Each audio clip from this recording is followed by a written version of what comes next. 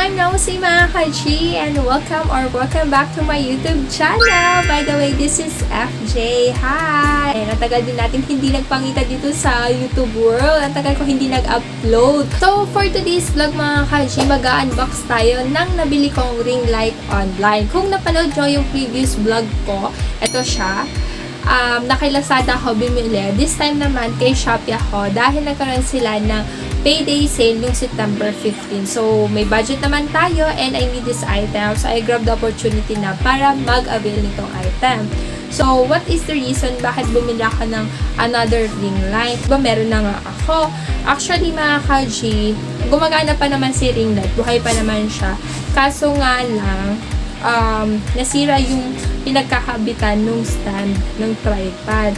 So, hindi ko siya magamit. Pero nakagamit ko siya kung isasandal natin siya or ipapatong. So, ito yung ring light. Yan. So far, so good. Except lang dito. Yan. Nabasag kasi siya mga ka-G. So, hindi na siya makakabit sa stand niya. So, ngayon, bumila ka kay Shopee nung mismong ring light lang. And ito na siya mga ka-G. Yan. Umaalog siya. Feeling ko ito yung mga parts niya. So, i-unbox natin to and titingnan natin kung worth it yung pagbili natin dito. And kung complete and good quality nga ba siya. And ilalagay ko na lang sa description box kung saan ko siya nabili. And mga ka-G, yung size nito is 26cm. Same lang sila nitong kay Lazada. So, yon. Without further ado, let's start na sa ating pag-unbox ng ring light. Yan. So, yan. So, ang price nito mga ka-G ay kano nga to? Anong price? Okay, hindi ko lang sure, pero lalagay ko na lang dito yung exact amount para may idea kayo. So, yeah, napaka-safe naman ng kanyang box, na kanyang packaging. As you can see, naka-tape. Start na nating buksan. So, I gotta use this nipper kasi wala kaming C-store. Wait lang mga ka-G. At napakatalim na rin aming gunting nitong nipper.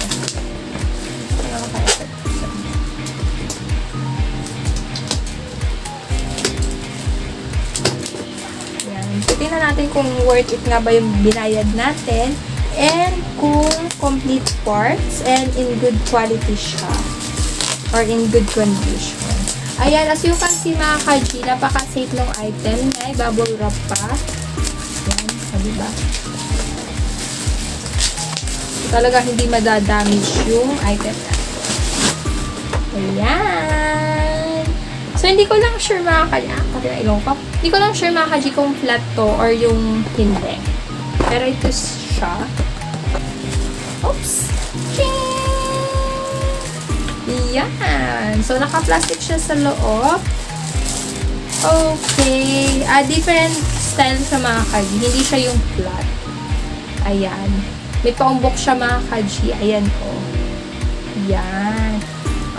Tingnan muna natin yung mismong ring light. So, wala siyang damage. Yan, walang damage mga ka-G. Super, yan. Parang makapal yung dito niya. Ayan, oh. Although, hindi ko naman sinasabi manipis yung dito niya. Parang, same lang din. Oo. Parang mas mataba siya tingnan. So, ito yung nabili ko sa Shopee. Ito yung sa Lazada. Ayan. So, same size lang siya mga ka-G. Kasi nga 26cm. And, pinagkaiba lang niya mga ka-G. Ito kasi is pag-umbok. Yan, oh. Ito, flat. Ayan. Yan. Kita niyo ba? Yan. Flat siya. Ayan. Ayan. Yan, mga ka-G. Flat po siya. So, okay lang. Kasi ito gumagana. Mahal ko yan eh. First, ano ko yun eh. So, yan. Tingnan natin. So, okay naman yung kanyang mga buttons. Yan. Yung sa power, sa switch ng color, and then yung sa pag-decrease and increase ng brightness. So, mamaya natin itatry kung gumagana siya. Let's see naman yung parts. Ito yung nilalagay sa ano, okay siya. So, like, ayan. Tingnan natin mga kaya kung gumagana siya ng ayos. Ayan, okay siya. Actually, okay naman yung sa ganito kong unang ring light. Yung ring light lang talaga yung kailangan ko. Pero maganda na itong may extra. So, ito naman yung sa cellphone holder. So, check natin. Ayan. Tignan natin kung nabibend. Ay, maganda yung pagkakabend niya. Hindi siya matigas. Ayan. Ayan, nabibend siya mga kaji. Ayan. Ayan. So, ito siya mga kaji, yung ring light. Wala siyang damage mga kaji ha. Walang crack. Maayos. Yan, maayos. And then, yan, umiilaw yung kanyang power button. Oh. Kita nyo ba? Tingin ko yan na yung pinakasagad niya siguro. Yan. So, oh. So, yan mga kachi, yung pinakasagad niya na wala na. Yan na yung pinakasagad. So, ito yung warm and light color. Switch natin. Ito yung light. And then, ito yung warm. So, lahat naman gumagana siya. Yan yung pinakasagad niyang kulay. Yun yung pinakasagad na niya. So, yan. Tingnan natin kung nag-a-adjust yung color. O, yan. So, ito yung pinakamahina naman. So, yan. Ang galing.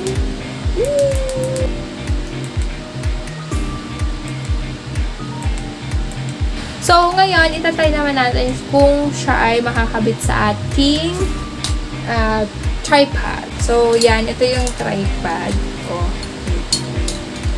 Open na natin.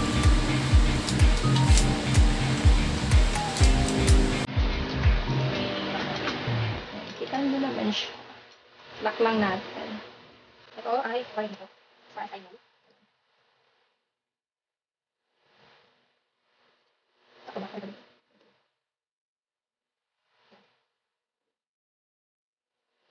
Ayan. Tika lang natin. Tapos,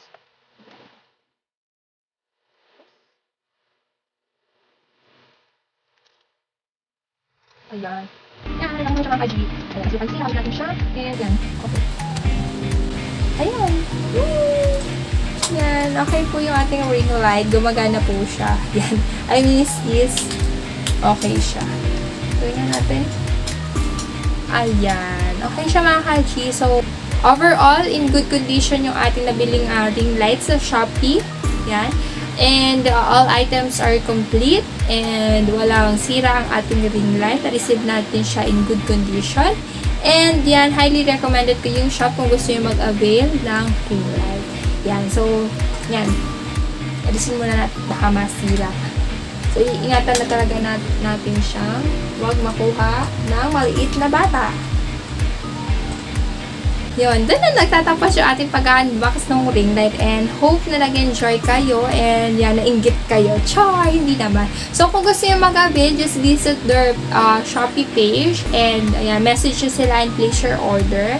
Yan, napaka-affordable po ng items nila and marireceive nyo in good condition.